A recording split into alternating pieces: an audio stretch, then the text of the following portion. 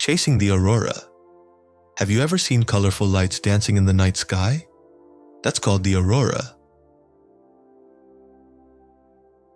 But do you know how it actually happens? Here's how. The sun constantly sends out charged particles, called solar wind.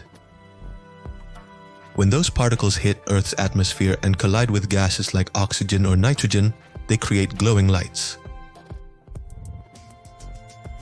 Green, purple, red, depending on the gas and altitude. Auroras usually appear near the poles. To see the northern lights, or aurora borealis, head to Norway, Iceland, or Alaska during winter. For the southern lights, or aurora australis, try southern New Zealand or Tasmania. But remember,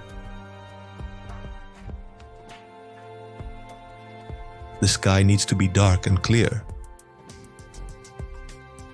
If you're lucky, you'll witness a light show that feels like magic and stays in your memory forever.